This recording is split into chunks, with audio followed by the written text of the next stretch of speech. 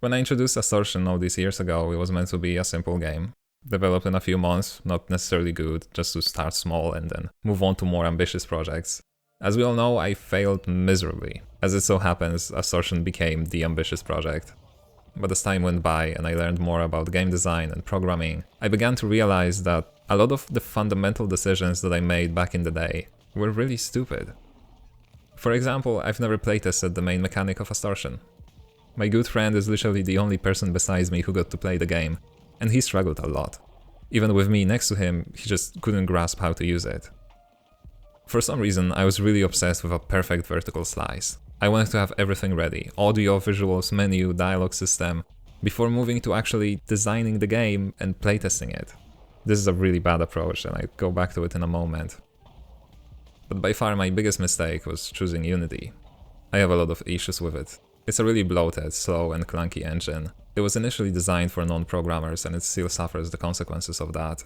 Its viewport has the worst ergonomics out of all 3D software I ever used. But most importantly, and I'm sure you've noticed, it's been more of an obstacle to me rather than a tool.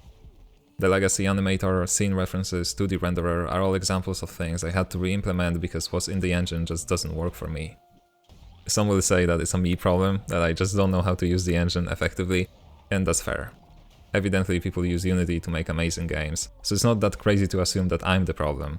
But regardless of your opinion on Unity, I think we can all agree that if after all these years I still struggle with the engine, it's probably time to move on. So given all these bad decisions, I figured it would be the best if I scratch everything and simply start over. This of course means that the release date needs to be pushed back a few solid years. And I know how bad it looks. Game dev YouTubers have a track record of taking ages to develop a single game and never deliver. I do my best not to end up like that. I genuinely feel like now I know what I need to know to make this game a reality. And here's how we're gonna do it. No more of this perfectionist mindset. I'm gonna start with the gameplay, prototype all the main mechanics in the game, and actually playtest them. See what works and what doesn't, no weird sentiments. If something is not fun or challenging to play, it's not gonna be in the game. That is not to say that I'll remove AST1, but maybe I'll change it a bit. Maybe it's gonna be something unlocked further into the game. Or maybe my friend is just an outlier. We'll see. Another thing I struggled with was committing to creating the content of the game. I fear that if I made a bunch of levels too early, any change to the structure of the game in the future would require me to go back and update every single one of them. And that's just silly. Postponing the creation of the content until the rest of the game is ready is an awful idea. Because the rest of the game will never be ready.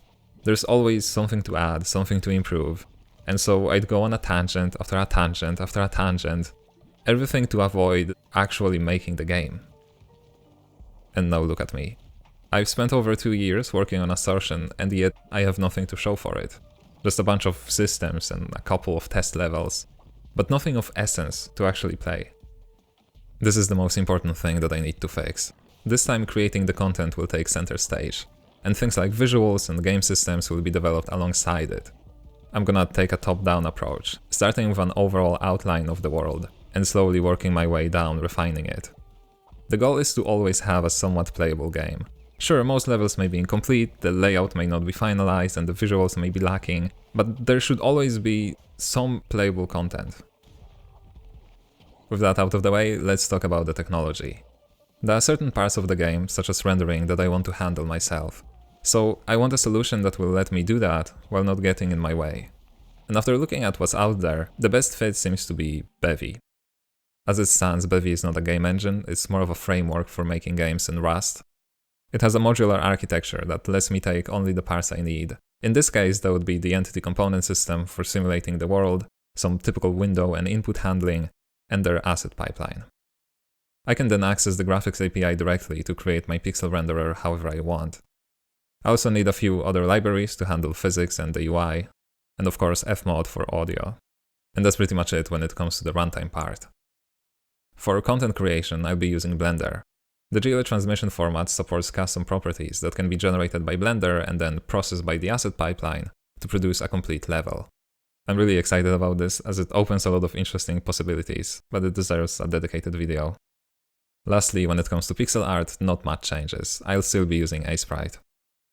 So that's our new technology stack. I know it may be a bit controversial, there are tons of discussions on the internet on how you should make your game. Some say you should go for a pre-made engine, others advocate for writing everything from scratch. Here I'm kinda taking some pre-existing blocks and putting them together. This should give me the right amount of low-level control without taking ages to develop. Of course, I'm not trying to say that this is how you should do things, but in case you want to get inspired by me, there are some things that you should take into consideration. Bevy isn't stable yet. Things may change drastically in new versions. Using a custom solution like this may repel some publishers and make it difficult to port the game to consoles. And Blender files don't work particularly well with version control, so if you're working in a team, resolving conflicts may be difficult. I spend a lot of time thinking about this and it really feels like the best solution for me. It's not easy to quit Unity after all the time I put into it, but at the same time, forcing myself to use it would not be particularly healthy. I think Foundations was a nice way to say goodbye to the engine. Most packages I made over the years are now public, and the source code of the game nicely showcases the techniques I've learned and talked about in my videos.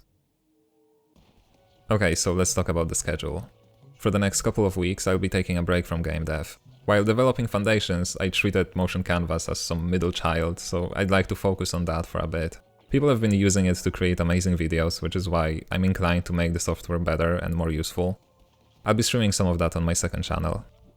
After that, I'll start working on Astortion again. As I said, I'm gonna put a strong emphasis on playtesting, starting no later than March.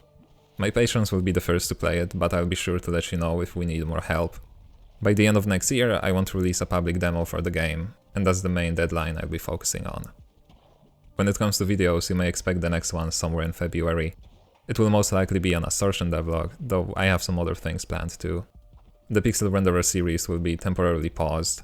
Fortunately, the general idea is engine agnostic, so I'll probably resume the series once I get to the same point in Rust. And that's pretty much it. Thanks so much to all my patrons, thank you for watching, and I guess I'll see you next year.